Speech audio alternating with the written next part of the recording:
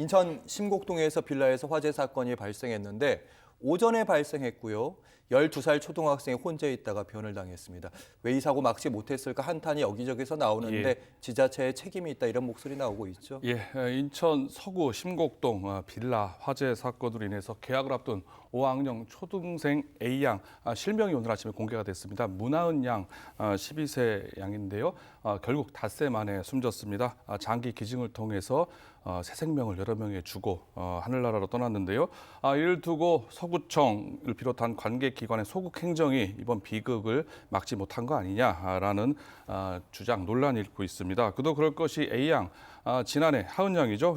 보건복지부의 사회보장 시스템을 통해서 위기가구로 5차례 지정을 받았습니다. 당시 아빠가 맞벌이를 하고 있었기 때문에 엄마 아빠가 맞벌이를 하고 있었기 때문에 전혀 지원을 대상이 되지 못했고요. 서구에서도 이 소득 요건이 맞지 않다라고 하면서 일단 같이 그 이후에 아버지가 실직을 한 상황이었습니다만은 당시에 문제가 없었다. 그리고 해당 서구에서도 관계자가 만났는데 하은 양을 만났는데 이상이 없었다. 아동 상태, 가정 환경 아무런 문제가 없었다라고 얘기를 했고요. 관할 해당 통장 역시 이상 징후를 구청이나 동사무소 주민센터에서 받지 않았다라고 얘기를 했습니다. 근데 사실상 수도라든지 전기 그리고 건강보험료가 지금 미납되고 있는 상황이었는데도 실질적 지원을 전혀 받지 못했던 겁니다. 특히 하은 양 올해 5학년이 되거든요. 근데 학교에서 돌봄 교실이 4학년까지만 가능하게 지침으로 되어 있습니다. 근데 5학년이 되다 보니까 이제 돌봄 교실을 받을 수가 없게 된 상황이 벌어지게 된 거고요.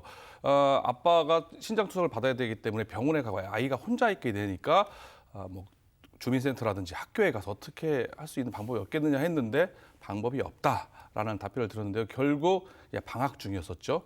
개학을 며칠 앞두고 이 같은 변을 당했다고 볼 수가 있습니다. 그러다 보니까 서구청 물론 주민센터를 통해서 공식적으로 들어온 문의된 건 없다라고 얘기를 하고 있는데요. 이런 일련의 과정 속에서 막을 수 있었던 비극이 아니었냐 이러면서 서구청 해당 관할 지자체에 대한 책임론이 불거지고 있습니다. 네, 각자가 현행 법규 내에서 할 수 있는 것만큼 최선을 다했지만 막지 못했다 이런 항변들도 나오고 있긴 한데 이재명 민주당 대표가 이 사건을 언급하면서 사회 안전 매트리스 이런 표현을 썼더라고요. 어떤 얘기인지. 이재명 대표가 자신의 페이스북을 통해서 이번 사건을 직접 언급을 했습니다. 취약 계층을 지켜내기 위해서 사회 안전망을 강화해야 된다. 그걸 더 나아가서 사회 안전 매트리스를 통해서 소외된 국민을 지켜내자라고 이렇게 얘기를 한 건데요. 앞서 말씀드린 것처럼 이 대표 아버지는 신장 투석을 받기 위해서 병원에 간 상태고 엄마는 돈을 벌기 위해서 생계를 위해서 혼자서 식당에 가서 일하고 한 사이 보호받아야 할 우리 아이가 사회 안전망 빈틈에 떨어져 버렸다. 이렇게 얘기를 한 건데요. 이게 작은 사각일지 국가에서 볼 때는 작은 사각지대일지 몰라도 누군가에게 한 개인에게는 삶과 죽음의 경계선 아니냐라고 하면서 사회 안전 매트리스를 강조를 했는데요.